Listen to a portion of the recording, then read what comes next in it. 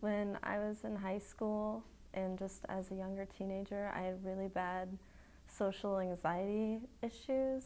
If I ever had problems that meant I needed to interact with somebody, my mom would always take care of it for me, so I never had to confront my problem.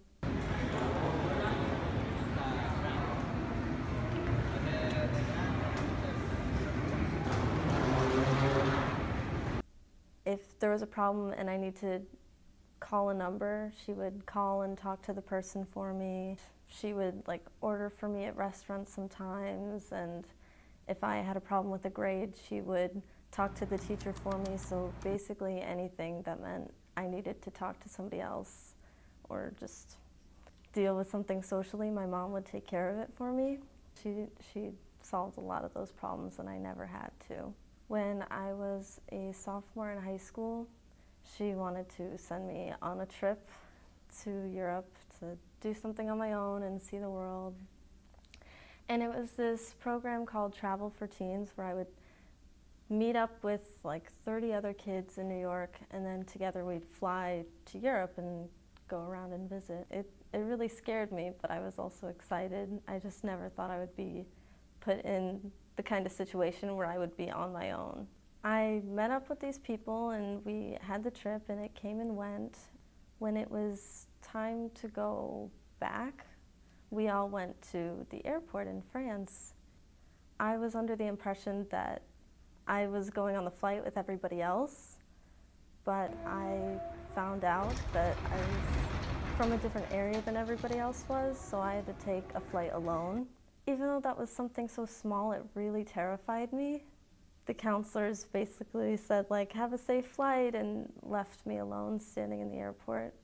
And I looked all around and the signs were in French.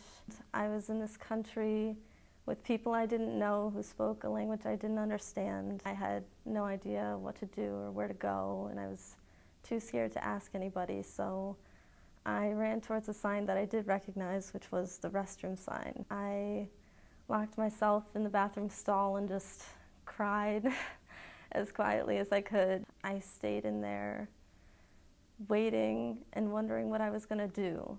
I checked my watch and I looked at my phone and they were saying different times, and I was so confused and scared, and I was realizing that I was going to miss my flight if I just stood there in the bathroom.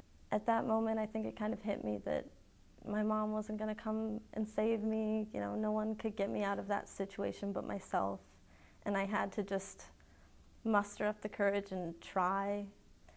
I ended up getting myself together and pushing open the stall door and marching up to a airport worker. I said, "Do you speak English?" And she said yes, and I asked her what to do and where to go, and she pointed me in the right direction, and I was able to get to security and customs and even onto my flight.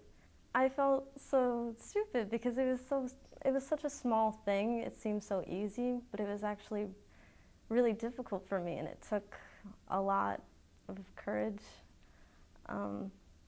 Even though that would have been something so simple for somebody else, it was a big step for me. I was able to get home and get there on time. After that, I think, even though it was so trivial, it really was the first step for me to become a more independent person and do things on my own. And now my mom doesn't order for me at restaurants or make my phone calls or talk to my teachers. I do that on my own. And I feel like it just helped me grow a lot.